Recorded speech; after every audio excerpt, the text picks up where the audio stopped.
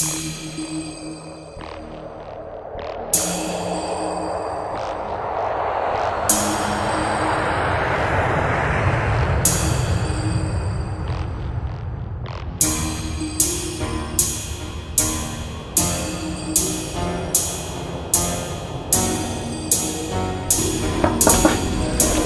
Yes! Hey, man! what's up, man? Ça va? En forme? T'es prêt? Ready, man? Yes, yes. On va tuer ça? Yeah. Pas le choix. Bon, let's go.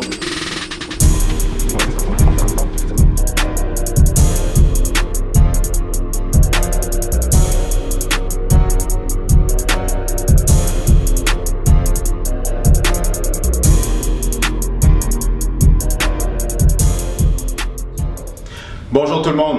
Aujourd'hui, j'ai un expert avec moi, un expert, un top dans son domaine, Monsieur Maradona Cerisier, qui est directeur conseiller en sécurité financière. Maradona, Comment ça va? ça va super bien toi? Super, super. Alors t'es prêt? Toujours, toujours. Depuis Alors. hier, j'étais prêt. Yes! Alors l'interview va commencer dans un instant.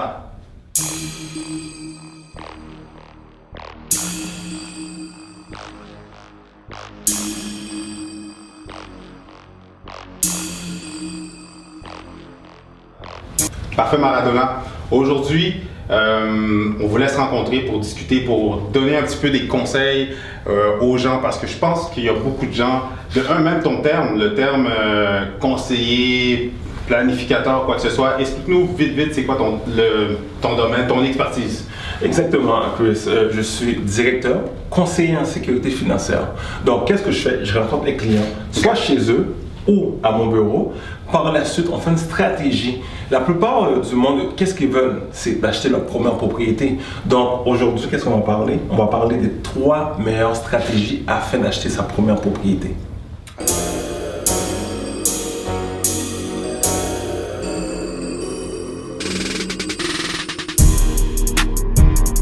Alors, pour commencer, comme première question, je vais te mettre dans une mise en situation. Si un travailleur, monsieur, madame, tout le monde, qui gagne environ, je dirais, dans plus ou moins 35 000 $, c'est quel conseil, qu'est-ce que tu pourrais lui mettre en place comme stratégie pour qu'il puisse acheter sa première maison? Première des choses, je vais les rencontrer. Suite à ça, je vais mettre la stratégie qui serait idéale, ça serait un CELI. Pourquoi? Le CELI, c'est un compte d'épargne libre d'impôt. Tu cotises après chaque semaine ou par mois, c'est toi qui décides. Par la suite, ça fait de l'intérêt. Ok. Donc, le gouvernement touche 0 là-dedans. Donc, c'est un compte libre d'impôt. OK. Qu'est-ce qui serait idéal pour ce jeune? Ça serait vraiment de mettre un certain montant mensuellement ou de manière hebdomadaire. OK. Si on va prendre un exemple, vu qu'il habite encore chez ses parents et tout, il cotise à peu près 100 $ chaque semaine. Au bout d'une année, il a pu accumuler 5200. Facile, ouais. Exactement. On le met sur 2 ans, donc il va accumuler à peu près 10 400. Suite à ça, il va décider est-ce que c'est le temps d'acheter ou pas. L'idéalement, c'est toujours le meilleur moment. Donc, il a pu accumuler plus de 11 000 avec les intérêts composés. Donc, un condo à peu près 200 000, 7%, c'est combien? Environ 10 000. Exactement. Donc, après 2 ans, il a pu accumuler 110 000 pour sa première propriété. Puis par la suite, l'idéal dans tout ça, c'est qu'il a fini de l'acheter. Il peut le louer puis retourner chez ses parents. Là, il va commencer à bâtir un parc immobilier. L'idéal dans tout ça, c'est lorsque tu prends ta retraite, tu as pu bâtir un parc immobilier pour plus de 1 million, 2 millions. Petite question pour toi, entre parenthèses, c'est quoi le maximum qu'on peut cotiser dans ces REER? Le gouvernement a instauré ce projet-là, non, excuse-moi, le gouvernement a instauré ce système-là depuis 2009. Donc, Ok. quelqu'un qui n'a jamais cotisé dans son CELI, il peut mettre jusqu'à 52 000. OK. À peu près.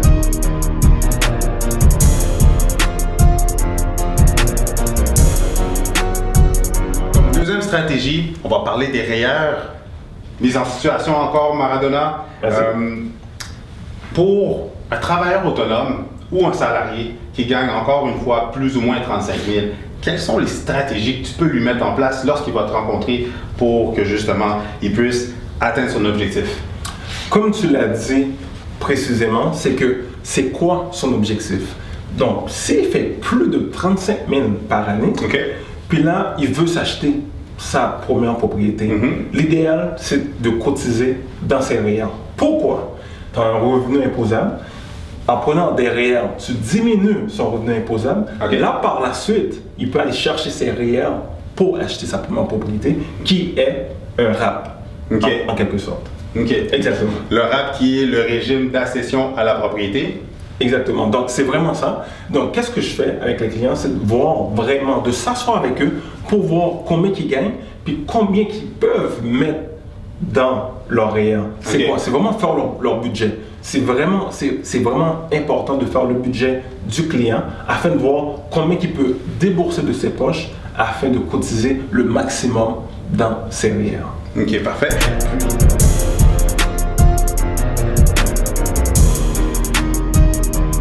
Alors là, on a parlé du CELI, on a parlé du REER, et là, comme troisième stratégie, on va parler du prêt REER, c'est exactement ça?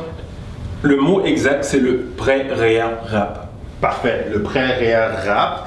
Et pour le prêt REER RAP, comme dernière mise en situation, pour un salarié qui gagne plus de 50 000 $ par exemple, quelles sont les stratégies que tu pourrais avoir pour monsieur, madame, tout le monde qui sont dans cette situation-là? Soit la stratégie idéale pour ce genre de personnes-là, on appelle ça le prêt REER RAP. C'est quoi exactement?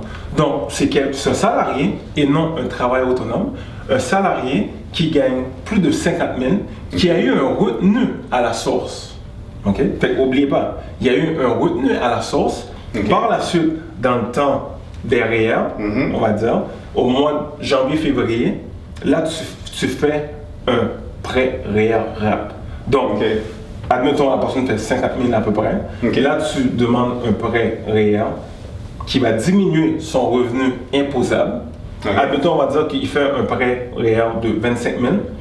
Par la suite, ce prêt-là se rembourse.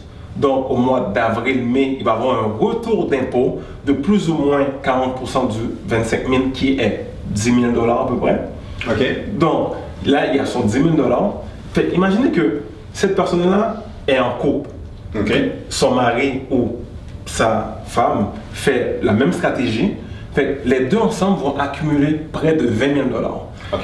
L'idéal dans tout ça, pourquoi tu dois le faire? De 1, tu n'as jamais eu de REER. De 2, tu n'as pas eu d'économie. De 3, qu'est-ce qui est génial, c'est que ça n'apparaît pas dans ton dossier de crédit.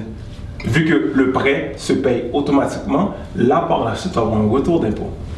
Alors pour le prêt REER RAP, tu dis que ça n'apparaît pas dans le bureau de crédit? Non, il n'apparaît pas dans le dossier de crédit. Cependant, il y a un temps pour le faire. Puis aussi, comme je l'ai dit auparavant, il y a des REER non utilisés que tu dois vraiment respecter. Alors tu dis il faut avoir des REER non utilisés. Puis la meilleure période pour le faire, est-ce que je peux faire ça en plein milieu de l'été? Est-ce que je peux faire ça dans la période des fêtes? Est-ce que je fais ça au printemps? Quelle est la meilleure période pour le faire? La meilleure période pour le faire, vous devez pas constamment. Vous devez obligatoirement rencontrer un conseiller en sécurité financière ou un comptable qui va vous dire c'est quoi les montants que vous avez le droit et également le moment pour le faire. Janvier-février, parce que la date limite, c'est toujours le 1er mars 2018. Parce que c'est en lien avec les impôts qu'on paye. Exactement. Parfait.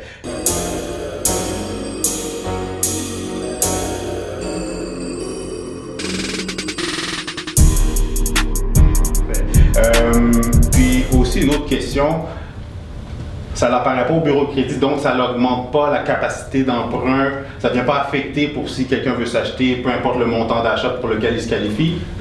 Tu l'as vraiment dit, est-ce que ça va affecter le bureau de crédit du client? Ça, il faut vraiment prendre ça en considération. Quand tu utilises cette stratégie-là, ça n'affecte pas le bureau de crédit de la personne. Alors c'est une super bonne nouvelle, on peut aller chercher un petit peu plus d'argent qui nous manque pour notre mise de fonds sans vraiment venir affecter notre situation pour l'achat de la propriété. Exactement. Puis des fois, il y a quelques personnes qui me disent oui, Maradona, j'ai un peu de REER avec telle compagnie, est-ce que je peux le faire quand même? Oui, tu peux le faire, cependant tu dois faire attention avec le nombre de montants que tu as dans tes REER, parce que lorsque tu fais le prêt REER, ça ne doit pas dépasser plus de 25 000.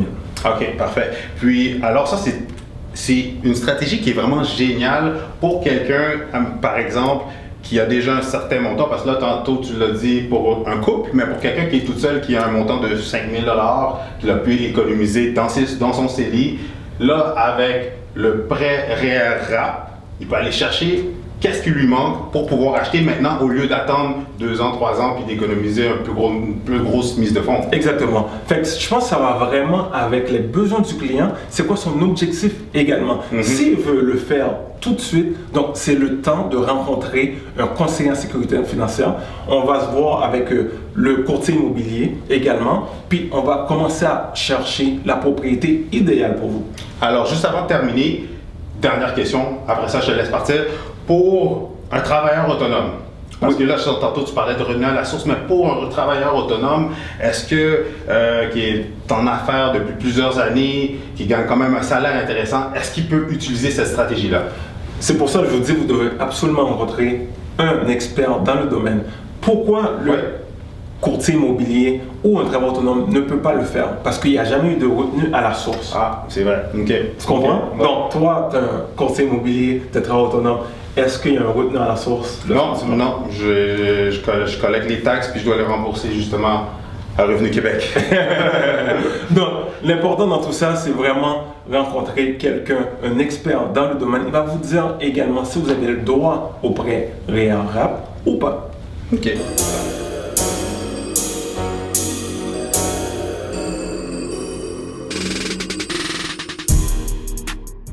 Parfait.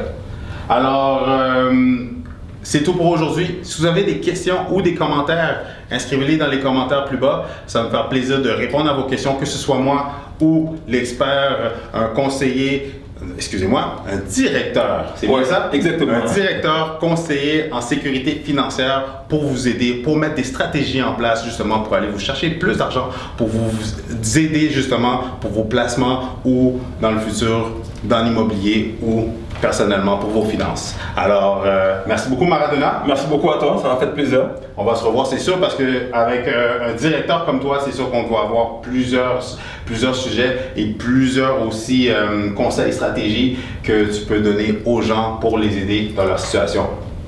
Alors, merci tout le monde. À très bientôt. Merci. Ici Maradona Cerisier, directeur conseiller en sécurité financière. Donc, si vous avez aimé cette capsule-là, c'est facile. Appelez-moi au 514-799-3822. Je vais vous aider afin que vous puissiez acheter votre première propriété. Ou bien, si c'est seulement avoir des stratégies financières pour prendre votre retraite ou pour investir dans votre business, contactez-moi. Ça va me faire plaisir de vous aider.